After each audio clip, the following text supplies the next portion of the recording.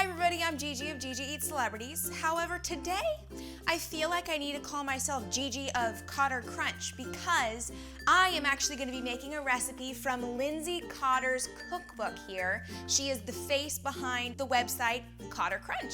Yeah, she's a gluten-free blogger and I have been following her forever, and she was the sweetest and sent me her brand new cookbook. Okay, maybe it's not brand new. I think it was released a couple of months ago, but you guys, it's brand new to me, so I'm pretty pumped, and I found an awesome recipe in here that I really want to cook up for all of you guys because, well, I just said it was awesome, so yeah, that's enough of an explanation there, right? So Lindsay Cotter's book here is called Nourishing Superfood Bowls. So what she has done with all of these recipes is that she's created bowls. So it's a lot of different combinations of foods that you might not necessarily have thought of yourself, and they all look incredible. That's why I'm so excited to make the recipe today that I chose from her book. Now, I have to let you guys know that there are a few modifications that I'm going to make with my recipe versus hers because while she is gluten-free, I do have more intolerances than just gluten-free. For instance, in her recipe that I'm going to be making today, it calls for quinoa. However, I'm going to use riced cauliflower instead. That being said, if you guys have no aversions or if you can eat quinoa, by all means jump on board because it is super healthy for you and very high in protein. Now, as I said earlier, Lindsay is all about making these really awesome bowls with a whole bunch of flavors and ingredients you never really thought of putting together yourself. And when she puts all of these flavors and ingredients together, she creates these beautiful bowls. Seriously beautiful bowls. So what I'm really gonna focus on today is trying to create a beautiful bowl just like Lindsay did.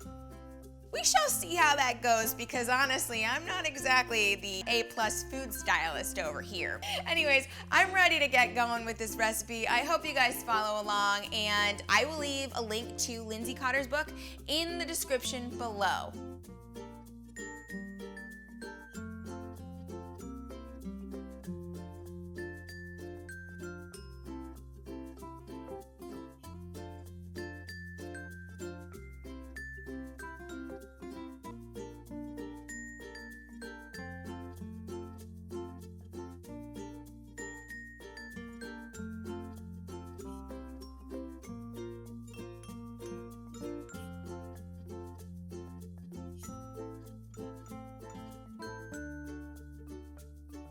It smells damn delicious. So the reason behind me putting it in these little tiny bowls is because I actually thought this was a great recipe to take on the go. For instance, you know, it's summertime, maybe you want to pack a picnic.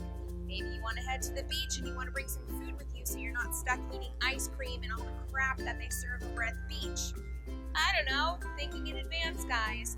Well, these little bowls actually turn into little lunch boxes and they're amazing, which is why I made Lindsay's bowl in these little bowls. Now, I'm sure I could have made a much prettier bowl if I had a bigger one, but you know, I made do. I think it looks pretty.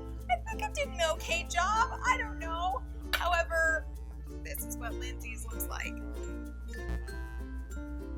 I'm gonna say that hers looks better than mine, but guess what? I'm not taking photos for a cookbook, so there! That being said, every single photo Lindsay takes, her blog, her Instagram, even her cookbook, they're amazing. So she does not half-ass anything, just like she doesn't half-ass any of her recipes. She's a freaking genius, which is why you guys need to check out her blog, cottercrunch.com. Yes, you do. And you wanna know what I'm gonna do? I'm gonna check out whether or not this recipe for the beef, or I guess in my case, the bison, is tasty. Tomato. Oh, baby. Guys, this is delicious. You have no idea. This is delicious. Lindsay knows what she's doing. Want to know the best part, everybody? I have the rest of this pan waiting for me too, and no one else is home, which means it's going in my mouth. Anyways, thank you guys so much for watching this video. I really hope you enjoyed it. And don't forget, you gotta check out this cookbook. You got to. And I'm not just saying it because Lindsay is a friend of mine that I've actually never met.